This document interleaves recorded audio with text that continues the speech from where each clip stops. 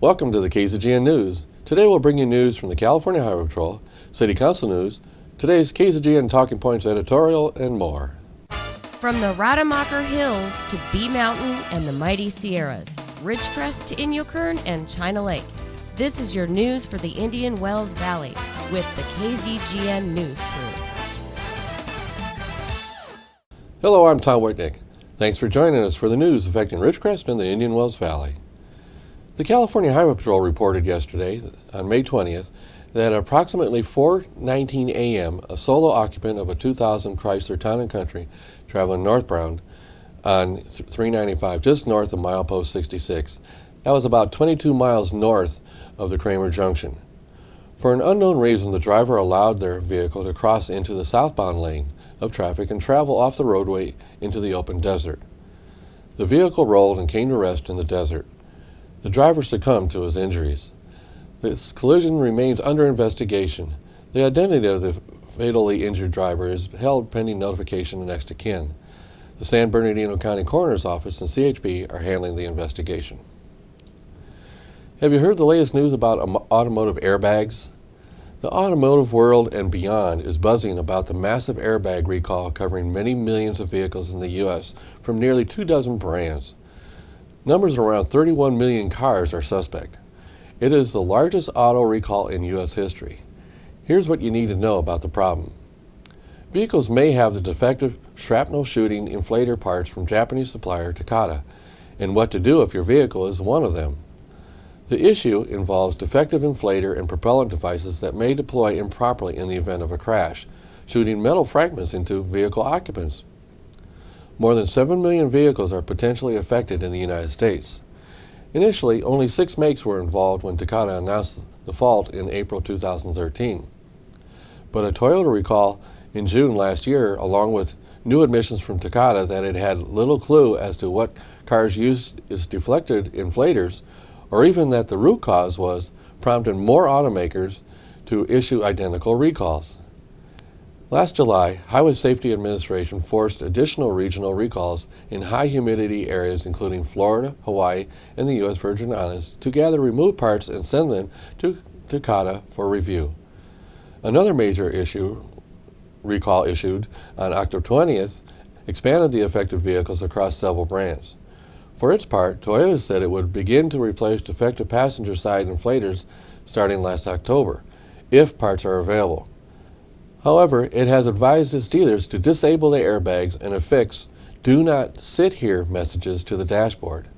Takata first said that propellant chemicals were mishandled and improperly stored during assembly, which supposedly caused the metal airbag inflators to burst open due to excessive pressure inside.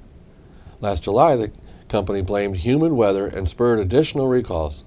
According to documents reviewed by Reuters, Takata says that rust, bad welds, and even chewing gum dropped into at least one inflator are also at fault.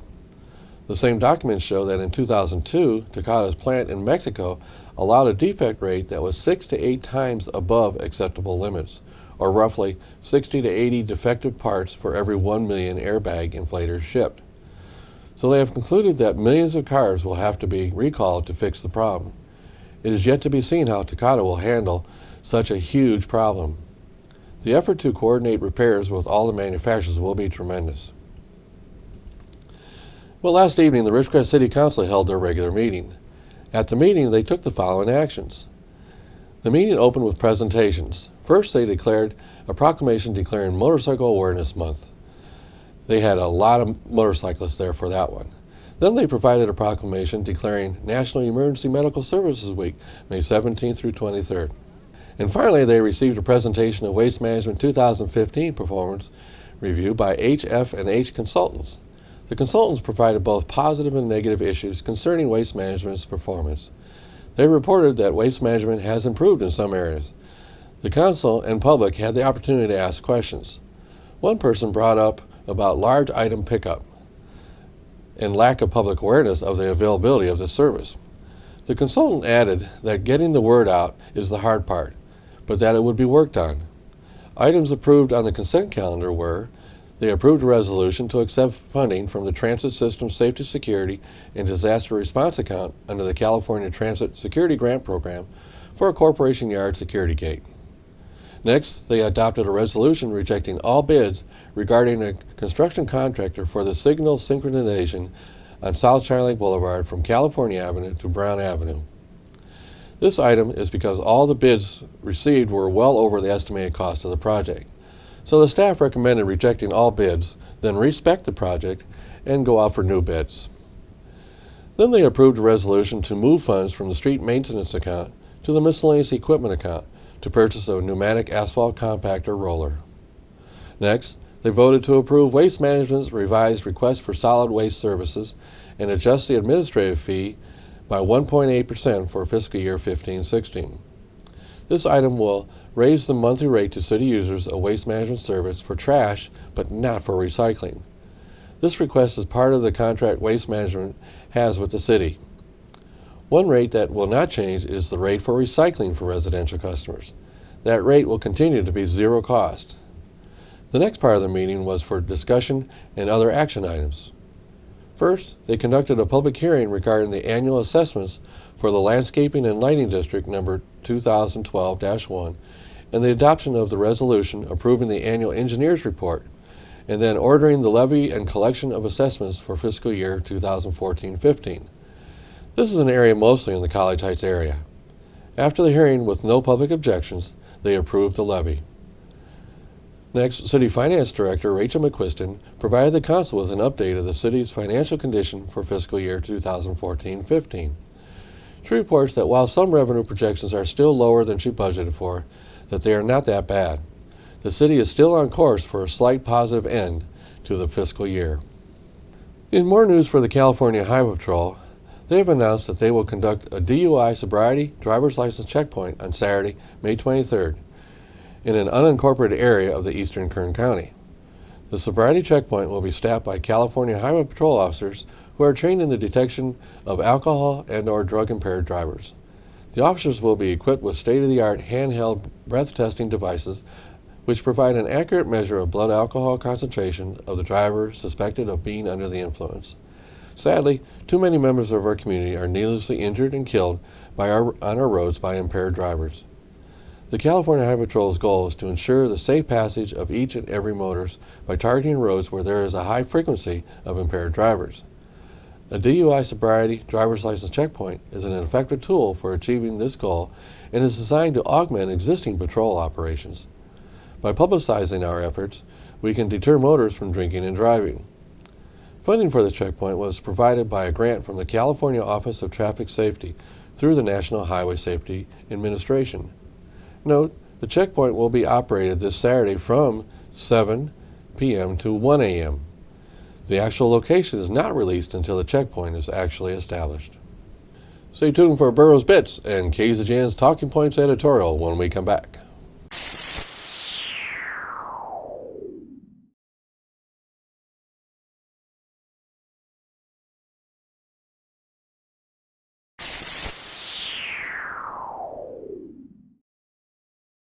Welcome back.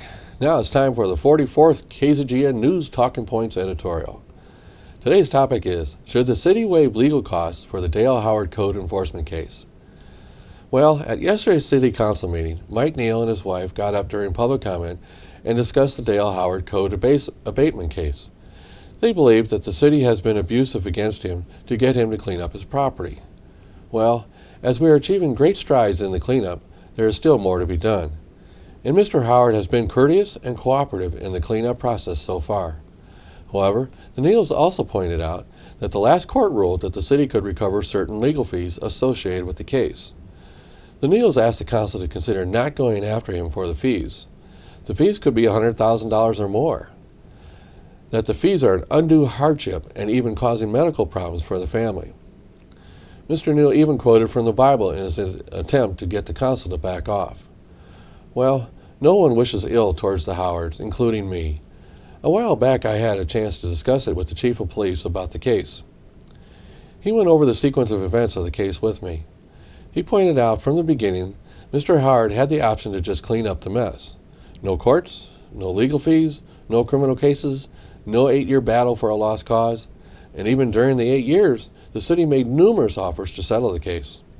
All offers were rejected by Mr. Howard. He just did not want to clean up his properties, and he declared he would fight to his last dollar to fight the city. I've even heard that he got legal advice that eventually he would lose the case, but he still chose to continue to fight. And the continued fight cost him a lot. Don't forget, it also cost the city a lot. Those are our tax dollars he forced the city to spend. He felt he had rights that trumped his neighbor's rights. He refused to follow the Ridgecrest Municipal Code. It applies to everyone equally. The fight was his choice.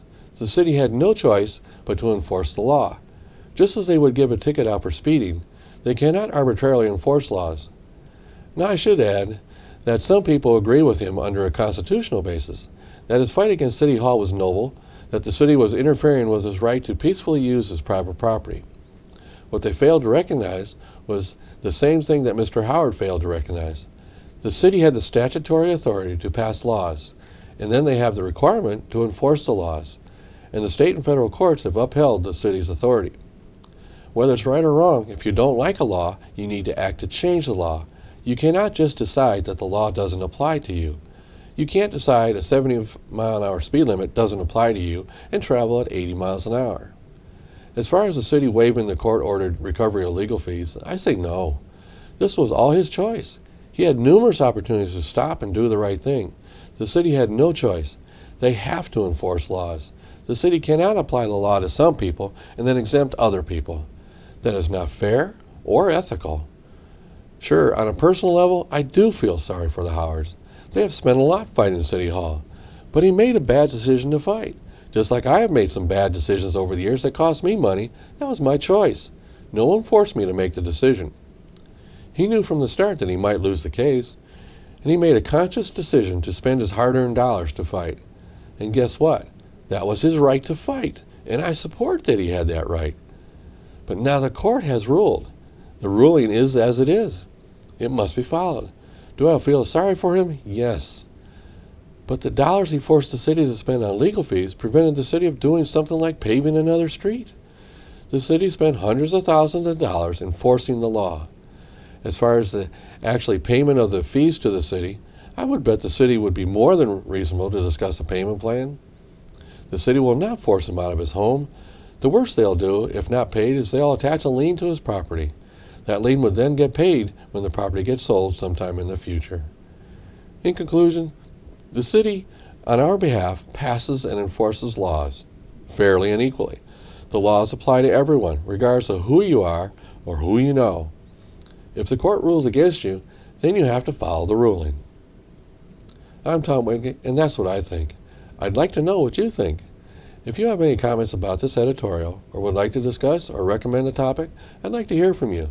Please email them to info@kzgn.net. From the Burroughs High School TV studio, I'm Lindsay Hill with the Burroughs Video Bits for Thursday, May 21st, 2015.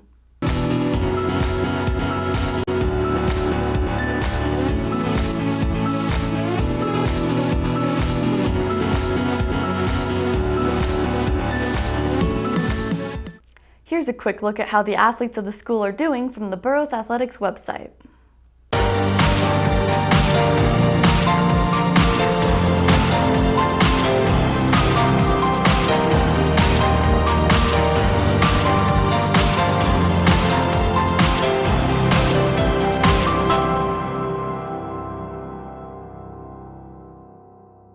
I'm wearing my book club shirt today in light of the last club meeting this year. I really enjoyed reading lots of books that I didn't think I'd enjoy while making new friends. Thanks to Miss Poole and the club president for providing all of the great snacks. The seniors' Magic Mountain trip is tonight. If you're going on the trip, like I am, make sure to follow the dress code and be at school by 5 o'clock. Photography Club is going on their final trip to Mammoth Mountain this weekend, another great club I'll miss. They'll be photographing lots of beautiful outdoor areas, so here's hoping that the rain holds off while they're in town. Over $1 million in scholarships and awards were awarded to BHS seniors at Monday's ceremonies. I am honored to be the recipient of Exemplary Achievement in Technological Arts and the President's Education Gold Award. Congratulations, seniors! Did you know that school ends in only 1 week? But who's counting? Remember, Burroughs don't burrow. Have a fantastic rest of the week, and don't forget to study for finals. For the Burroughs High School TV broadcast of Ridgecrest, California, I'm Lindsay Hill.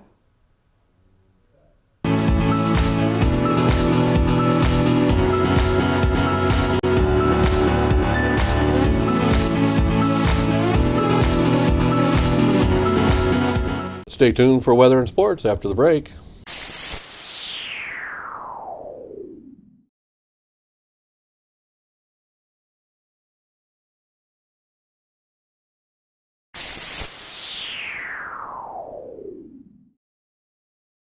Thanks for staying with us. Let's go to Keith for the weather.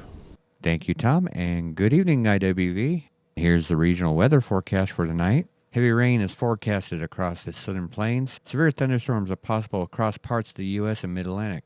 Moisture from the Gulf of Mexico will spread across the southern and central plains tonight, resulting in heavy to moderate rainfall for some locations, as well as the threat of thunderstorms, flash flooding across parts of Texas. There's also a risk of severe thunderstorms from New Mexico across southern Texas and the Gulf of Mexico, as well as parts of the Mid-Atlantic. Temperatures across the region: Massachusetts 66, North and South Carolina 85, Florida 91, Georgia 78, Ohio Valley 54, Chicago, Illinois 62 today, Kansas 55, South Texas 72, New Mexico 62, Colorado 53, Montana 62, Utah 53, Arizona 84, Nevada 61, Southern Oregon at 64, San Francisco 63, and Los Angeles came in at 66 today. Now for our local forecast. Tonight we are expecting a 20% chance of showers after 11 p.m. with a low around 54 degrees, breezy with a southwest wind 15 to 20 miles per hour. Friday we'll have a chance of showers with thunderstorms possible after 11 a.m.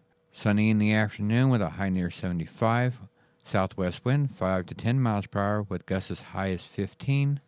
Friday night, partly cloudy with a low around 55, west-southwest wind 10 to 15 miles per hour. Saturday, partly sunny with a high near 81, calm wind 5 miles per hour. Saturday night, partly cloudy with a low around 55, west wind 5 to 15 miles per hour. And on Sunday, partly sunny with a high near 85, west-southwest wind 5 miles per hour. And that is your IWV forecast. Back to Tom and the rest of your KZGN news. Thanks, Keith. Now let's go to Tom Heck for sports. And a very pleasant Thursday afternoon to everybody. Let's start locally. It'll be softball and baseball today. Emmanuel Christian in the first round of the High-Low League playoffs. And then tomorrow, Burroughs High School baseball. And we'll talk about that here in just a second. I want to remind you, last night, the NBA, some exciting action last night. It was a big win for Cleveland. They went into Atlanta. They win by 4 points. Tonight, it'll be Game 2 with Golden State taking on a very tough Houston team. And Justice, I know you're probably not quite the basketball fan. You are a baseball fan. But even for NBA fans, pretty exciting time of year, isn't it? Exactly. The playoffs are always this time of year. They start playing defense and really playing defense, and it's been a good conference final so far. Okay, Burroughs High School baseball tomorrow. I know you've seen Burroughs play this season. They're playing a Granite Hills team that I was talking to Coach John Bradley last night, a pretty decent team. Yeah, Burroughs has got a solid squad. They're led by 6 seniors, and 3 or 4 of those seniors are very, very good high school baseball players and probably advance to play some kind of college baseball. But they're going up against a good team in Granite Hills with good pitching, so it should be a good first round. And who would you think that John would throw tomorrow, probably? I think he's going to throw to lefty Myers. He's been kind of their go-to guy, but he's pitched well his last 3 or 4 starts, too. Okay, and the good chance Justice will join us for at least a few innings over on KWDJ 1360. They're going to carry the game tomorrow starting at 3 o'clock. How's recruiting going, Coach? You know, it's going good. It depends what day you ask me. I mean, some days I feel real good, and the very next day I don't feel too good. So that's part of it. It's a roller coaster, and we just got to keep after it and keep talking to kids and keep finding kids, and you know, you get one, maybe 1 or 2 for every 50 that you find out about. Okay, we're going to have Justice on a Tuesday night here in the upcoming weeks if I can get him off the recruiting road. And I know you've been really eating up Tulane. You've been to a lot of spots, haven't you? Yeah, kind of, and nature of Saracosa and where we're located. You know, we don't we have burros in our backyard, but other than that, we have to get out and find guys. We've been from Vegas to Fresno to parts of Northern California to Southern California, so Arizona. So we're looking. Okay. All right. The Angels in Toronto tonight. Angels won again last night. Angels have won 2 of 3 up in Canada. And the Dodgers lost again up in a gloomy, foggy San Francisco last night. I know you and I probably didn't get to watch that game because we don't have Time Warner Cable, so we can't watch any Dodger games. Correct, which is very strange. I hear a lot of people in town, Dodger fans complaining about it. It's a hot topic for them. But, but again, about 2 weeks ago, I saw the Dodgers play down against San Francisco and LA, first Dodger game I've seen, and great park, good team, and they'll be in the hunt all the way through. Hopefully they will. All right, that's your sports for this Thursday. I'm Tom Heck, Justice Scott for KZGN Sports.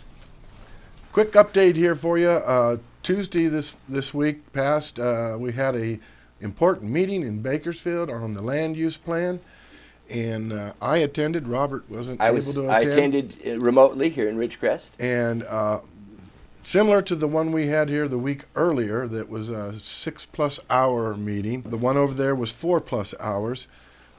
They took a vote. The vote was 5-0 in favor of passing the land use plan.